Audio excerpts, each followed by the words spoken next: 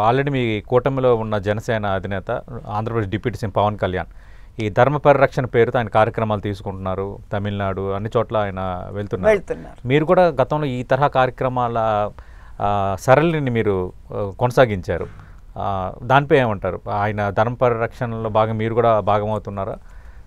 అంటే మేమిద్దరం కలిసి అయితే ఏమీ పని చేయట్లేదండి. ఆయన పార్టీకి ఆయన చేస్తున్నారు, నా పార్టీకి నేను చేస్తున్నాను. భగవంతుడు కనుక సమయము భగవంతుడు ఒకవేళ పవన్ కళ్యాణ్ గారు కానీ వాళ్ళ పార్టీ కానీ ఏ రోజైనా నాకేమన్నా వాళ్ళతో కూడా కలిసి పనిచేసే అవకాశం ఇస్తే నేను చేయడానికి నాకు ఎటువంటి అభ్యంతరం లేదు. ఇంకా నేను అదృష్టంగా భావిస్తాను. ఓకే, ఎందుకంటే ఎంతైనా కలిసి పనిచేయడం వల్ల ఏదైనా శక్తి పెరుగుతుంది కానీ తరగదు కదండి. అవును.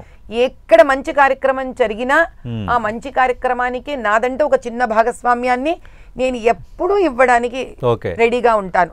కాబట్టి కానీ అది వాళ్ళు కార్యక్రమాలు పెద్ద కార్యక్రమాలు, నా కార్యక్రమాలు నన్ను కూడా ఎవరో పిలుస్తారు. నాకన్నా ఇప్పుడు నన్ను పిలిచే వాళ్ళు వేరే సంఘం వాళ్ళు సభ్యులు పిలుస్తారు.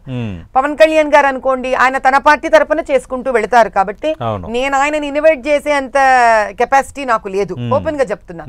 కానీ ఒకవేళ పవన్ కళ్యాణ్ గారు కనుక నన్ను పిలిచి అమ్మ మీరు ఇక్కడ వస్తారా, మీరు రండి అని అంటే కనుక నిరభ్యంతరంగా నేను వెళతాను. ఓకే, ఏదైనా మంచి పనికి ఎక్కడైనా ఉండే వ్యక్తి ఆంధ్రప్రదేశ్ వెళ్తారు, పిలిస్తే వెళ్తాను. రైట్, ఎవరైనా ఆహ్వానించాలి కదండి.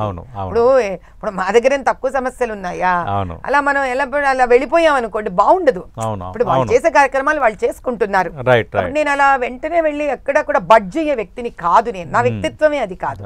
ఆహ్వానించారా ప్రజలు కానీ సంఘాలు కానీ పవన్ కళ్యాణ్ గారు కానీ వెళ్తే చాలా సహృదయంగా వాళ్ళు చేసే పనిని నేను కూడా ప్రశంసించి నాకు చేతనైన సహాయ సహకారాలు ఏది ఉంటుందో అని వాళ్ళకి కావాల్సింది నేను చేసి వస్తాను. రైట్, థ్యాంక్ యూ మాధవలత గారు. నాకు తెలిసి ఇంకా ఫుల్ ఫ్లెడ్జ్డ్ పాలిటిక్స్ లైఫ్ అన్నిటికి సంబంధించిన ఇంటర్వ్యూ అయితే మనం చేసాము.